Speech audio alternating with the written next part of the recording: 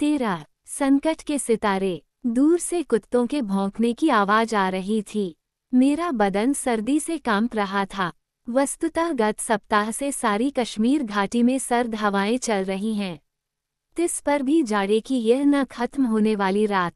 चारों ओर भयंकर अंधेरा, चुप्पी। मुझे भी इसी की तरह खांसी आने लगी है। शायद इस बंद कमरे में बैठकर ठंड के कारण यहाँ कोई भी खिड़की खुली नहीं है। बाहर से ताज़ा हवा आएगा तो कैसे? क्यों न मैं इस खिड़की को खोल दूं? वाह, ये कैसा अनुपम दृश्य है। बाहर तो हर चीज सफ़ेद ही सफ़ेद दिखाई देती है।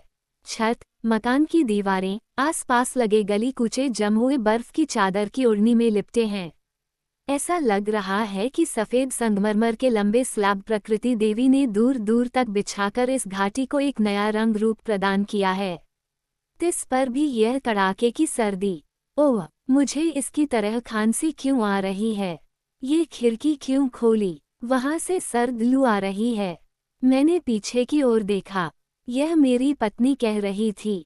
उसी को खांसी के दौरे पड़ रहे हैं। बस यूं ही खोली। मैं बाहर देख रहा था। मेरा उत्तर था, बाहर क्या देखना है इस काल स्याह रात्रि में? वहां कौन सी सोने की चिड़िया है? खिड़की बंद कर। वहां से शरीर को चुभाने वाली सर्द हवाएं आ रही हैं।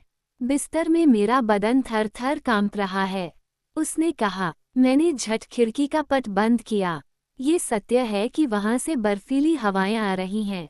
अभी तक तो कमरा थोड़ा बहुत गर्म था, किंतु खिड़की खुलने से इसमें तापमान गिर गया। पछतावा की स्थिति में मैं पूर्ववत अपनी जगह पर बैठ गया, किंतु पत्नी ने पूछ ही लिया, तो आप वहां से क्या देख रहे थे? कुछ नहीं, बस यूं ही देख रहा था। बर्फ पड़ने से चारों तरफ सफ़ेद ही सफ़ेद नजर आ रहा था। एक अलौकिक दृश्य। मेरा उत्तर था, वाह वाह, बर्फ तो सफ़ेद होता है। यहाँ तो ये हर साल पड़ता है। ये भी कोई देखने की चीज़ है। उसका गुस्सा। क्या कह रही हो? बर्फ देखने के लिए यहाँ देश विदेश के सैलानी आते हैं। तिस पर भी इन चांदनी रातों में बर्फ देखना कितना अच्छा लगता है। चारों तरफ ऐसा लगता है कि जैसे हमारी यह सुरम्य घाटी सफ़ेद कपड़े में लिपटी है। चारों तरफ सफ़ेद ही सफ़ेद। अथवा हम इस तरह भी कह सकते हैं कि इस समय यहाँ प्रकृति देवी अपनी सफ़ेद वेश भूषा में उतर आई है। मैंने कहा, मैं मरती हूँ ठंड से और आप प्रकृति देवी के दृश्य उतारने में लगे हैं। मैं पूछती हूँ कि आपको कुछ लिखना तो नहीं? इस वक्त तो आप कविता करने के मूड में लगते हैं, उसने कहा। मैंने उसकी इस बात का कोई उत्तर नहीं दिया। वैसे तो वह सच कहती है। इस वक्त तो मैं इस पर कुछ लिखने के मूड में हूँ। इस दृश्य को देखकर मैं अपने सीने पर एक भारी बोझ सा महसूस करने लगा हूँ। यदि इस पर कुछ लिखूंगा तो यह अपने आप उतर जाएगा, नहीं तो इसका भार कब तक सहन करूंगा। मैं तो यही सोच रहा था कि पत्नी ने एक बार फिर कहा, मैं सब कुछ जानती हूँ। इस समय आप कुछ लिखने के मूड में हैं। सच कहती हो। बाहर का अनुपम दृश्य देखकर सीने पर भारी बोझ महसूस करता हूँ। ये कुछ लिखकर ही हल्का हो पाएगा। मैं तो अपने लेखन कार्य के फलस्वरूप ही मशहूर हूँ। मैंने कहा। उसने सुना, फिर गुस्से में बोली, ऐसा मत कहिए। मैं फिर वही कह दूंगी जो उस दिन कहा था। मैं पूछती हूँ कि आपको नींद क्यों नहीं आ रही है? इसलिए कि अभी मुझे दिल का बोझ हल्का करना है। 2 एक पृष्ठ से ही यह हल्का हो जाएगा। बाहर के अनुपम दृश्य का शब्द जाल भूनकर कैद करना है।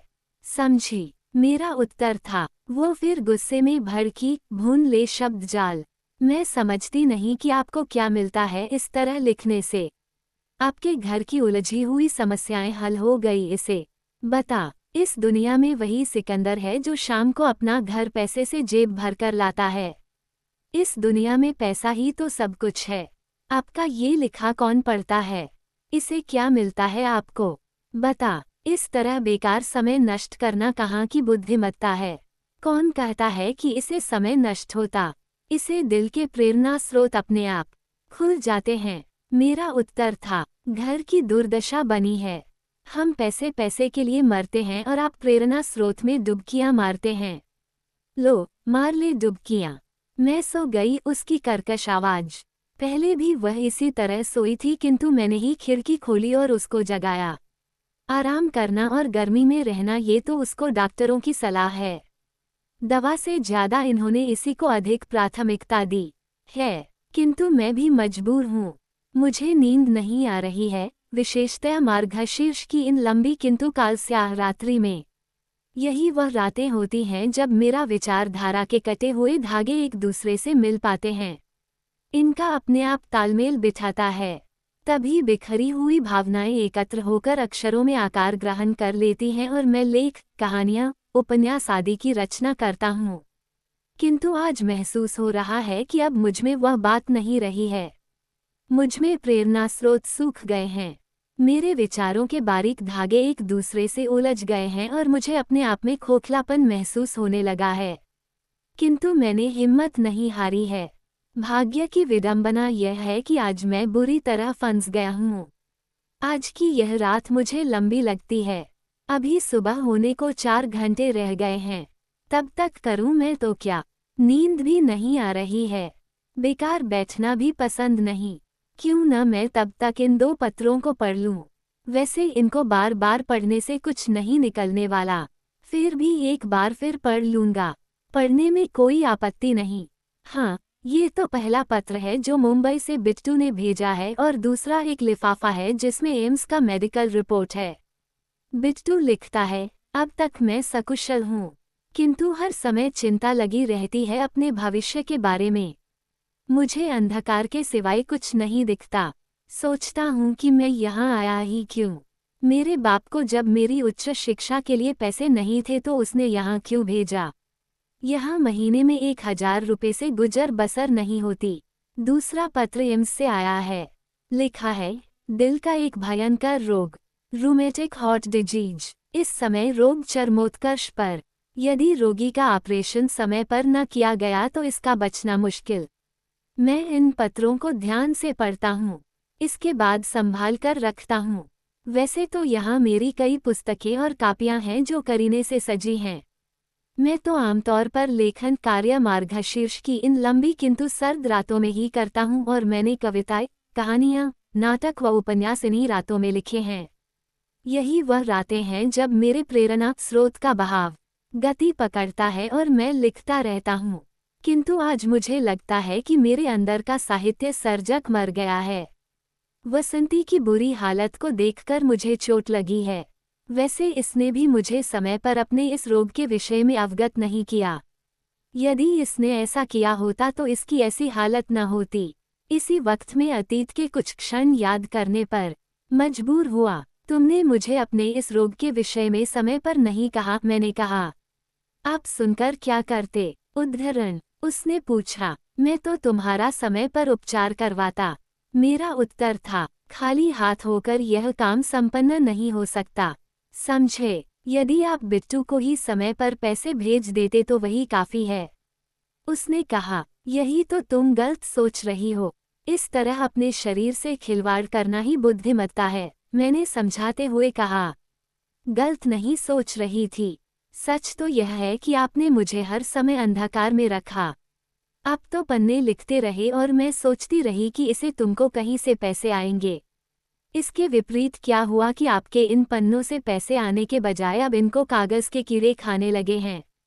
उसने कहा, पैसा समय पर आएगा। मगर मैं अटका। किंतु इस समय का क्या सोचा? यदि कुछ पैसा बचाया है तो दूसरी बात है। यदि इस लेखन कार्य को पूरा नहीं करोगे तो बिट्टू कैसे ट्रेनिंग कर पाएगा? उसके स्पष्ट शब्द। सच कहती है, भारत में आमतौर पर देखा जाता है कि साहित्यकार कितना ही साहित्य सेवा करे किंतु उसका उत्साह बढ़ाने वाला कोई नहीं। उसको वह सुविधाएं नहीं मिलती जो काला धन कमाने वालों के लिए मयस्सर हैं। कहते हैं कि कलम की नोक देश की तस्वीर बदलती है, किंतु इसके विपरीत देश कलम का नोक चलाने वालों को क्या देता। बस एक चीज उसको जरूर मिल जाती है और वह है उसकी रचनाएं पढ़ने या सुनने वालों की वाहवाही। जब उसका कलम निखर कर सामने आता है तो उसको किसी साहित्यिक संस्था या अकादमी की तरफ से उसकी साहित्य सेवाओं के लिए कुछ धन राशि सहित साइटेशन या प्रमाण पत्र दिया जाता है।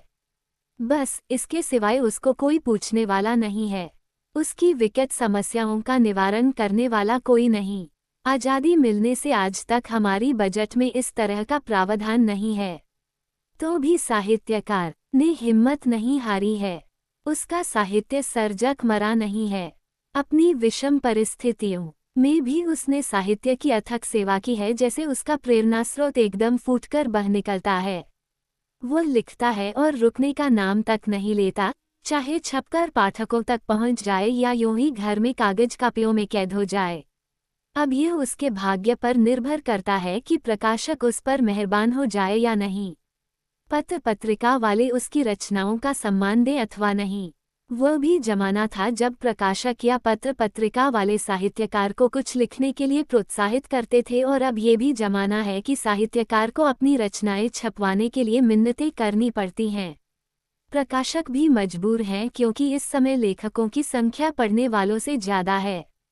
इस सूरत में प्रकाशक किस साहित्यकार की रचना को प्राथमिकता देगा, इस संबंध में उसके लिए किसी निष्कर्ष पर पहुंचना एक कठिन कार्य है। वो उसी लेखक की रचना को छापता है जिसने साहित्य संसार में नाम कमाया हो।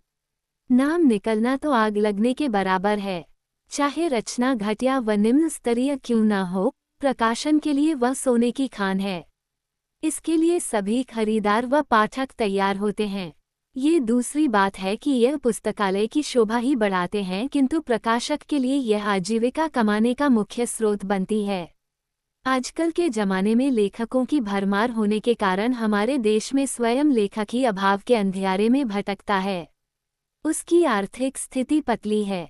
अपनी रचनाओं के माध्यम से दूसरों को सलाह मशवरा देने वाला समाज का ये प्राणी अभाव के कारण कुछ भी करने के लिए तत्पर रहता है, किंतु उसका अनर्तमन कोई भी गलत कार्य करने के लिए तैयार नहीं।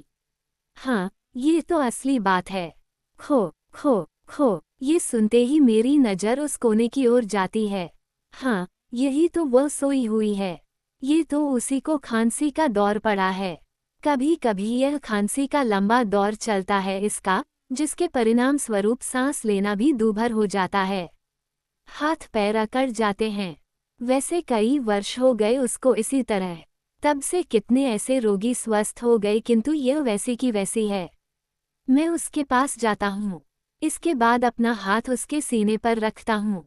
ऐसा महसूस होने लगता कि उसका दिल धक धक दमाली करता है, जैसे ओखली में मूसल से कोई धान कूटता है। ये देख मैं उसको दोनों हाथों से थामता हूँ और वह मेरी ओर झपक लगाए देती है। उसका चेहरा एकदम पीला पड़ गया है। मैं उसको चम्मच से पानी पिलाता हूँ, बिखरे बालों को संवार लेता हूँ। उसकी खांसी का ये लंबा दौर अब शनया शनया कम हो जाता है। वह आंखें खोलती है। हाँ, आंखें इस समय ये आंखें चमकती हैं। ऐसा लगता है कि कोई हिरनी वन में भटक गई है। वह बहुत कमजोर लगती है, अस्थि पंजर, किंतु उसके चेहरे पर ये चमकती आंखों के दो बल्ब देखकर ऐसा लगता है कि अब वो पूरी तरह स्वस्थ हो गई है। किंतु सत्य तो यह है कि इसके दिल का रोग अंदर से ही काट रहा है, दीमक की तरह। दम संभालकर वह मेरी ओर देख रही है, फिर रुंधी हुई आवाज में कहती है, मैं तो अब तंग आई हूँ। सोचती हूँ कि अपने दाह संस्कार के लिए यहाँ से ही लकड़ी लेकर शमशान जाऊं। इस तरह हिम्मत हारने की कोई जरूरत नहीं। तुम सो जा, इसी से तुमको आराम मिलेगा, मैंने कहा। मगर तुम क्यों नहीं सोते? इस समय रात्रि का तीसरा पहर है। वह फिर अपनी रुंधी हुई आवाज में कहती है, मैं भी सोऊंगा, चिंता करने की कोई बात नहीं। मेरा उत्तर था। इसके बाद मैं उसके माथे पर एक बार फिर हाथ रखकर कहता हूँ कि मैं अभी सोऊंगा, तू उसकी चिंता मत कर। ये सुनकर उसकी आंखें लग जाती हैं। मैं उसके बदन पर से धीरे धीरे रजाई डालता हूँ और फिर अपने स्थान पर आकर लिखने में व्यस्त हो जाता हूँ। मैं तो कलम जरूर उठाता हूँ, किंतु समझ में कुछ नहीं आता कि लिखूं भी तो क्या। मुझे ऐसा महसूस हो रहा है कि अब मेरी खोपड़ी खाली हो गई है। कलम को एक तरफ फेंककर मैं एम्स की रिपोर्ट को एक बार फिर पढ़ता हूँ। बस मैंने इसको आज तक कई बार पढ़ा है, किंतु इस समय एक बार फिर पढ़ता हूँ। यही तो वसंती का स्वास्थ्य संबंधी रिपोर्ट है। वही तो दिल के भयंकर रोग से पीड़ित है। इसी को दिल का ऑपरेशन करना है, नहीं तो किसी भी समय कुछ हो सकता है, क्योंकि अब ये रोग उसके लिए जानलेवा हो सकेगा। इसका उपचार कोई दवा लेने से नहीं होगा। यह अब कैंची चलाकर ही ठीक हो सकेगा। यही अब एकमात्र रास्ता बच गया है। किंतु इसके लिए पैसे चाहिए। पैसों का ही तो सवाल है। यदि मेरे पास पैसे होते तो मैंने ये काम कब का किया होता। ये काम हजारों में नहीं बनेगी, बल्कि इसके लिए लाखों रुपए चाहिए। ये तो वसंती का ऑपरेशन नहीं करना है, बल्कि उसको रुपयों से तोलना है। किंतु मेरे पास इतने रुपए कहाँ हैं? मेरे पास कुछ भी संचित नहीं है। मैं तो मुश्किल से पेट पालता हूँ और ये रुपए कहाँ से आएंगे। इतने में जाने क्या हुआ कि पास वाले मंदिर से घंटियों का टन टन टन बजने लगा। शायद यहाँ सुबह की आरती शुरू हो गई। सुबह की बेला शुरू होने लगी। आखिर इस कालस्याह रात्रि ने मेरा पीछा छोड़ दिया। पक्षियों का मधुर कलरव सुनकर मैंने अपने आप से एक नई ताजगी महसूस की। रात्रि के लंबे जागरण के बाद मेरी आंखें थोड़ी देर के लिए लग गई। कुछ क्षणों में ही इनके सामने कई तस्वीरें आने लगी। आत्मा और यमदूत आपस में अगड़ा करते हुए, भूत और भविष्य पैसों के लिए तरसते हुए, और उन दोनों के बीच एक सुंदर सी तस्वीर जो प्रेम के शोक रंगों से सजी है। सबसे बढ़कर इन तस्वीरों में वह तस्वीर भी दिखाई दी जो मेरे स्वर्गीय पिता की थी। एक परिश्रमी और आत्मविश्वास की मूर्ति, जो मुझे हर बार यह कहकर समझाता था कि जीवन संघर्ष ही नहीं, सफर भी है। इसके हर मोड़ को तय करना ही संघर्ष है। जीवन एक विशाल समुद्र भी है, जिसकी हर लहर वही झेल सकेगा जिसके पास हौसला हो। इसके बिना इसमें डूब जाना निश्चित है। इसी हौसले के साथ मेरे पिता ने सारी उम्र कई मुसीबतों का सामना किया था। आग की लपटों में कूदा था तथा आषाढ़ की तपती धूप में रेगिस्तान को पार किया था। हाँ, ये वही तस्वीर है मेरे स्वर्गीय पिता की। किंतु ये सब होते हुए भी यम और आने वाले कल या भविष्य से मेरी तकड़ी तकरार हो गई। मैंने इनसे कहा कि मैं एक परिश्रमी लेखक हूँ, किंतु इन्होंने पूछा कि यदि ऐसा है तो फिर कौन सी कमी है तुम्हारे इस फन में कि तुम्हारी प्राण प्यारी पत्नी मौत के मुंह में छटपटा रही है और तुम्हारे बेटे का भविष्य अंधकार की गुहा में छिपा है। मैंने यम से कहा, महाराज, मैं साहित्य सेवी हूँ, इससे मेरे सीने का भार हल्का हो जाता है। मेरा यही प्रयत्न है कि किसी न किसी तरह मेरा कुछ छप जाए, किंतु आसानी से छपता नहीं। छपने छापने में भी हेराफेरी चलती है। यदि ऐसा न होता तो मेरी हालत ऐसी न होती। वस्तुतः बात यह है कि मेरे फन के कद्रदान हैं, मगर मेरा फन उन तक पहुंचाने वाला बहुत कम लोग हैं। मैं तो साहित्य की सेवा करता हूं, मगर यह पाठकों तक पहुंचता नहीं। यही तो बात है। क्यों? यम ने पूछा। महाराज, ये प्रश्न चिन्ह आज तक हर किसी के माथे का टीका बन गया है, मेरा उत्तर था। किंतु वह इसके लिए स्वयं उत्तरदायी है। यम ने कहा, महाराज, वह कैसे? आप ये क्या कह रहे हैं? मैंने कहा, उसने परिश्रम किया किंतु संघर्ष नहीं किया। तुम भी ऐसे ही आदमी हो। उसने कहा, सच कहता है, यही तो असली बात है। फिलहाल मेरे पास पैसा नहीं है। मैं किसी से पैसा उधार मांगकर अपनी इन दोनों समस्याओं का हल निकाल लूंगा। इसके बाद नए सिरे से अपने बारे में सोचना पड़ेगा। इसी के साथ मेरी नींद खुल गई। मुझे पक्षियों का मधुर कलरव सुनाई दिया। इस बीच कमरा प्रकाश से भर गया था। मैं लिखने में तल्लीन हो गया। मैं एकदम सोचने लगा कि कौन कहता है कि मेरा प्रेरणा स्रोत सूख गया है। अभी मुझे अपनी रचनाओं से पाठकों के दिल जीतने की क्षमता है। मेरे आसपास संकट के सितारे टल गए हैं। मैंने हिम्मत नहीं हारी है। अब भी मेरे इस कलम में तलवार के साथ मुकाबला करने की ताकत है, क्योंकि मैं उसी पिता का बेटा हूँ जो हर मुसीबत का मुकाबला खुशी से करता था। उसका खून तो मेरी नस नस में भरा है। मैं एकदम उठकर कमरे के बाहर आता हूँ। वहाँ चारों ओर बर्फ ही बर्फ है, जैसे सफ़ेद संगमरमर के लंबे सफ़ेद शीट लगाए गए हैं। प्रकृति का यह अनुपम दृश्य देखकर मैं मचल जाता हूँ। इसको देखकर मेरे अंदर एक साहित्य सजूक झूम उठता है। मैं अपने को ताज़ा महसूस करने लगता हूँ। ऐसा महसूस होता है कि मेरे अंदर के हरे जख्म भर गए हैं। संकट के सितारों पर सूर्य की छाया पड़कर आकाश में दिखाई नहीं देते और काल स्याह गूंजी और लंबी रात अब कभी नहीं आएगी, और यदि आएगी भी तो मुझे इसका सामना नहीं करना पड़ेगा, क्योंकि मैं आश्वस्त हूँ कि मैंने अपनी दोनों समस्याओं का हल अपनी पूर्ण इच्छा शक्ति से ढूंढ निकाला है।